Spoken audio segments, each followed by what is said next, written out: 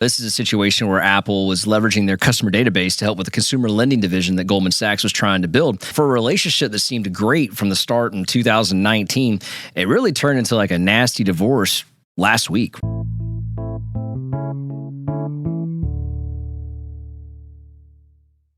Welcome back to the What's More podcast. I'm your host, Quinton Harris, and you're tuned into episode 116 here on December 6th. And it's really cool we get an opportunity to take some of the things in the economy we've been talking about and kind of blend it in with a real life scenario that's kind of unfolding right in front of us. And this is one of those. And I kind of want to talk about this nasty breakup between Goldman Sachs and Apple's credit card division.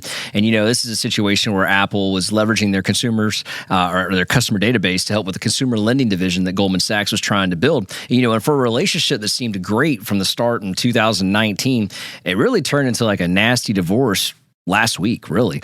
And I kind of want to get into some of the things involved in that because I think a lot of it has to do with what's going on in the economy as well, but also speaks to some of the things that we've been talking about from the consumer front. And you kind of get this behind the curtain view, if you may, of what was being done, maybe by Apple and Goldman Sachs, but a little bit more on Apple's side. And I think it's kind of a great it's a great opportunity to look at some things that businesses do and business practice, but also in this type of economy. So let's kind of jump right into it. For something that was deemed like a vertical integration that was going to provide additional revenue streams to Apple outside of their normal product hardware income stream, the ability for Apple to simply take their customer database and issue credit cards through Goldman Sachs was a really great platform. But who knew all it was going to take was a slogan from Apple that read, "Designed by Apple, not by a bank," is all it would need to start the fire and kind of get this relationship going down a bad path. Because, egos are a dangerous thing,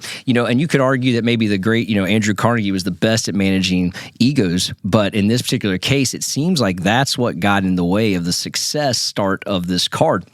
So to kind of get into it, this was Goldman Sachs' way of getting in the consumer lending, consumer credit portal, if you may. They currently had like a GM credit card, but they really hadn't expanded that consumer lending division.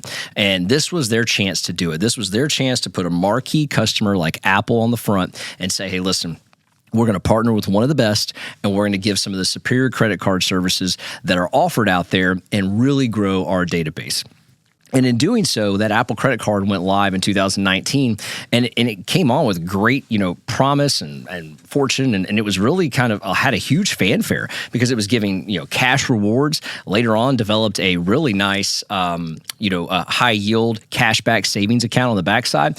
And the interesting thing about this is that Apple is such a big conglomerate that they were able to kind of strike some things on the credit card side, the consumer lending side, that you normally wouldn't get. So the partnership had these red flags to begin with. It already applied pressure to the partnership before it even started. And then add to it that slogan that I just said, it kind of got, the feathers got ruffled.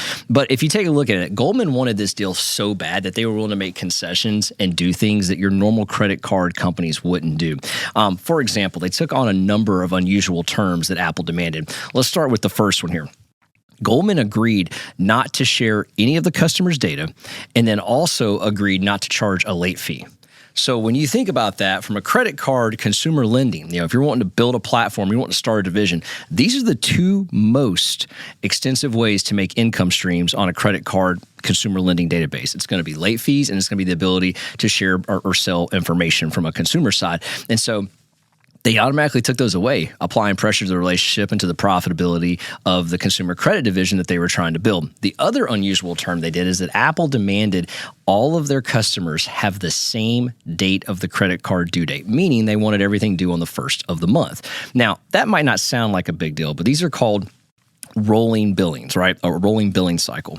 And the reason a consumer credit card division is going to do that is, could you imagine all the bills are due on the first, how many phone calls you're going to get between the 2nd, 3rd, 4th, or the 30th and the 31st of the month?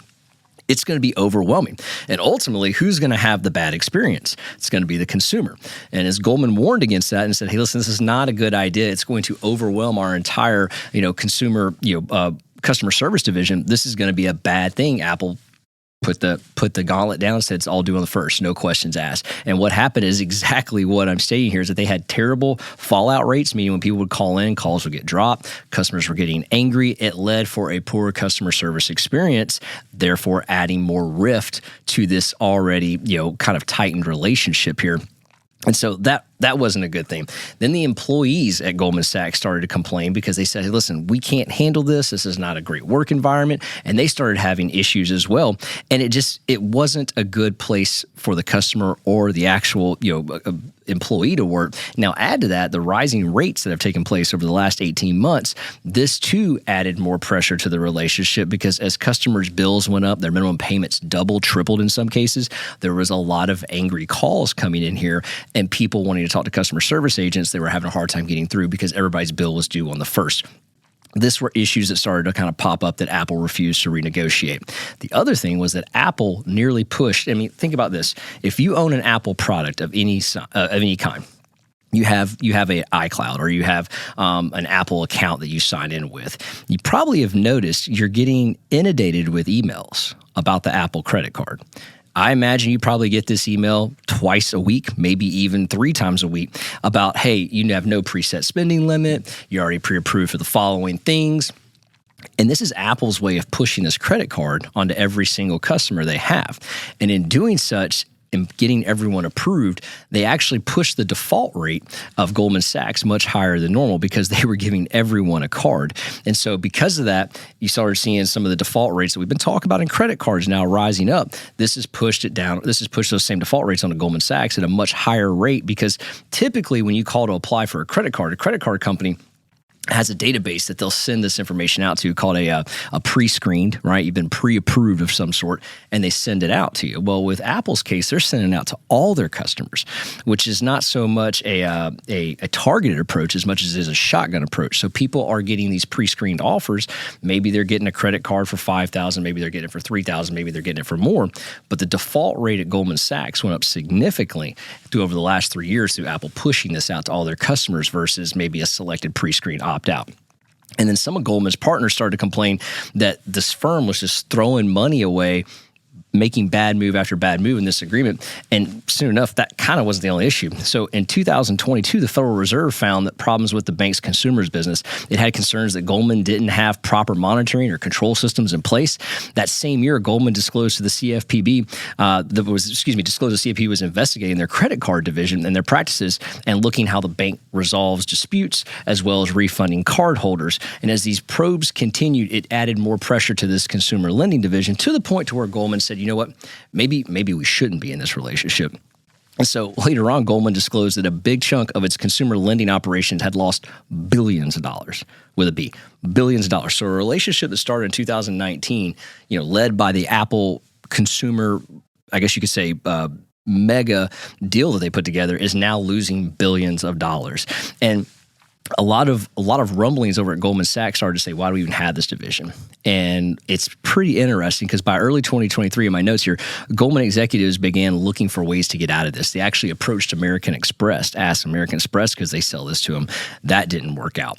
And they went to another company and asked, could they purchase this? That didn't work out. And so what they said was, okay, maybe we'll try another way. With this cashback reward system that Apple has, what we'll do to help boost our deposit is we'll launch a savings account to where your cash rewards now go into this high yield earning savings account, and that'll help maybe bolster this a little bit here.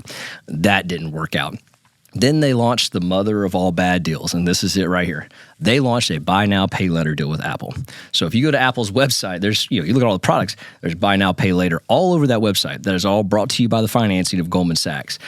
Well, we talked about that on one of our last episodes about how that works and what's not great about that. It was just compounding the issues, making it worse. So you're taking some of the bad debt load and making it worse. Now, I'm not saying all of Apple's customers were like this. I'm just saying at Goldman Sachs, they had the higher default rate than the GM credit card that they had. So the Apple consumers were actually, the Apple customers on these credit cards actually were leading the default pack for them, thus adding pressure to this relationship, ultimately to the end of it, because Goldman Sachs started saying, maybe we shouldn't be doing this. because they doubled down to make a situation worse, and one of the actual internal projections here said that the savings account project would lose money for at least 10 years after putting it into place. So after operating expenses were factored in and you put it into place, that high yield savings account is actually losing them money for 10 more years moving forward here. So you doubled down, you made it worse, the compounding the situation, nothing was getting better. Eventually, Goldman started whispering that we need to get rid of this. Now, in pure Apple fashion, they caught wind of it, and Apple said, you know what, screw it. Over the next 12 to 15 months, we're done. We want out of this. We'll find a new servicer, shut it all down. So Apple has actually pulled the plug on this project, as opposed to Goldman sitting around kicking the can, getting upset about it. Apple pulled the plug, said, listen, you're not going to make us the bad guy anymore. I'm tired of all the complaining. I'm tired of everything that's going on. We're done. Which leads to the next question. As an Apple card holder, if you're holding one of those cards, you're now going to be switched to another servicer. The transfer of the balance transfers are going to have to be done to another servicer, which is going to take a very skilled employee that Goldman is going to have to keep, retain, or go hire and put on staff to make those transfers work as Goldman starts to unwind their consumer lending division. So to me, this is a great example of a failed relationship. Was it failed out the gate? I don't know. Maybe. Did egos get in the way? It definitely looks like that.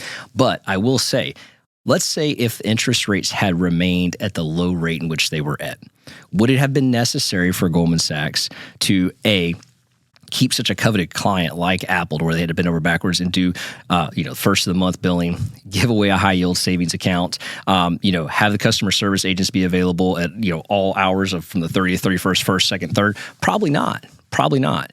But as interest rates rose, the ability to go garner another customer or the ability to issue more credit cards at the rate in which they were doing probably wasn't available compared to what it is now. So the other thing is this, as Apple wants out, it's interesting to think that who do they have lined up to take over next, right? But I'll tell you this, the card that's designed by Apple, not by a bank, will not work. Because this is a great example of when a technology company or a non-bank company, let's just say non-bank, non-industry regulated company wants to get into the finance world and wants to get into something that they're not very well known for, and they apply what they think will work to a business that has further regulation, also has layers of consumer issues involved in it, that's not going to be a good idea. And so I think that someone else will step up and take this, but I also think this is just more things to come. I'm not so sure Apple's going to learn from this as much as they are going to maybe blame Goldman Sachs for this. And something to take a look at on here on our YouTube channel at What's Your One More with Number One, we're going to put the Goldman Sachs credit card balances from 2019 all the way to 2023. Now, remember, these are just two credit cards that they kind of run the division for. One's for GM and one's for Apple. And look at the balance significantly go from what was in 2019 about $2 billion to close to $20 billion in 2023. That's how many new consumers. And if you start, that's really Apple coming into the mix there. And you see this huge ramp up. That's how powerful the customer, the customer database of Apple is. And that's how much overwhelming manner in which and what's interesting to me is we talk about 2020, right? And this is kind of where I want to bring this down to the example of what we talk about. In 2020, we talked about how credit card debt was much lower than it is today. We talked about how the personal savings rate was much higher in 2020 than it is today. There is a significant jump in this credit card debt over at Goldman Sachs from the Apple division as well as GM from 2021 to 2023. 2021 to 2022, giant leap. Well, we know what was happening then. The economy was turning, rates were going up. Consumers were still continuing to spend at a rate in which maybe they didn't afford. And you see that massive jump. Same jump we see on the credit card trajectory here in the United States. And then there was another increase from 22 to 23.